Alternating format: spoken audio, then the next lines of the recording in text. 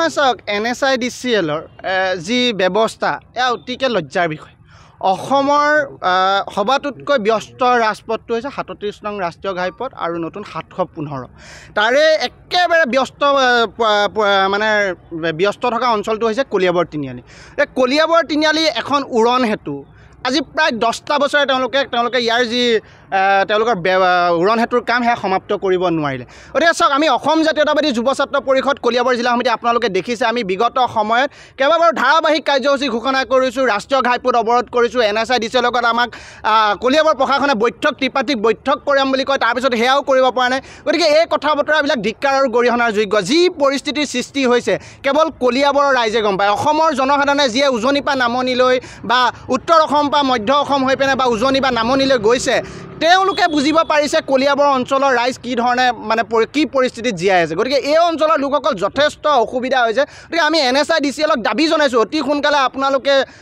যি কোম্পানীক দিছে এই কোম্পানীৰ আপোনালোকে ব্যৱস্থা লওক যাতে অতি সোনকালে এই উৰণ হেতুখন বনাব পাৰে আৰু আমি অসম জাতীয়তাবাদী যুৱ ছাত্ৰ পৰিষদে ইয়াৰ ওপৰত কেইবাটাও কাৰ্যসূচী কৰিছোঁ আৰু NSIDCলে আমাৰ ইয়াৰ ওপৰত তেওঁলোকে আমাক এখন পত্ৰও প্ৰেৰণ কৰিছে যে আমি অতি সোনকালে এই পথটো নিৰ্মাণ কৰি দিম তেওঁলোকৰ কি ভুল হৈছে এখন মানে পত্ৰ প্ৰেৰণ কৰিছে আজি 2-3 মাহৰ আগত আমি যোৱা নৱেম্বৰ মাহত এটি তীব্ৰ গণতান্ত্ৰিক আন্দোলন গঢ়ি তুলিছিলোঁ ৰাষ্ট্ৰীয় ঘাইপথ অৱৰোধ কৰিছিলোঁ তাৰপিছতে আমাক তেওঁলোকে এমাহ-ডেৰ মাহৰ ভিতৰত এটা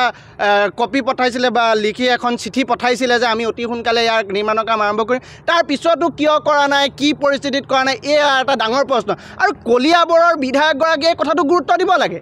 যে এটা আপোনালোকে চাওক 6 মাহ 7 মাহ 1 বছৰ 1.5 বছৰৰ ভিতৰত ইমান দীঘল গুৱাহাটী মহানগৰৰ ভিতৰত উৰণিটো নিৰ্মাণ কৰি দিয়ে আৰু কলিয়াবৰ তিনিআলি অতি ব্যস্ত থকা এখন উৰণ হেতু তেওঁলোকে আজি 9টা-10টা বছৰে সমাপ্ত কৰিব পৰা নাই ইয়াৰ কাম এয়া কেনেকুৱা ধৰণৰ কথা বতৰা চাওকচোন গতিকে এটা একেবাৰে কেনেকুৱা বিষয় আৰু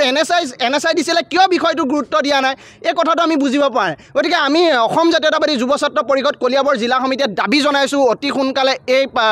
ৰাষ্ট্ৰীয় ঘাইপথটো নিৰ্মাণ কৰক যি প্ৰকাণ্ড গাঁত হৈছে আসলে অচিনাকি মানুহ যদি ইয়াৰ মাজেদি পাৰ হৈ যায় গমেই নাপাব বৰষুণ যদি দিয়ে পানী যদি ফিল আপ হৈ থাকে সেই গাঁতকেইটাত পৰিলে একদম 100% এক্সিডেণ্ট হোৱাটো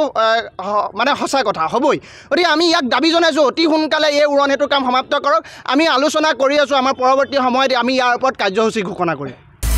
আপুনি বিচৰা বাতৰি পাব কেৱল নিউজ 18 এপত নিউজ 18 এপ ডাউনলোড কৰিবলৈ স্ক্যান কৰক এই QR কোড গুগল প্লে ষ্টৰতো পাব এই নিউজ 18 এপ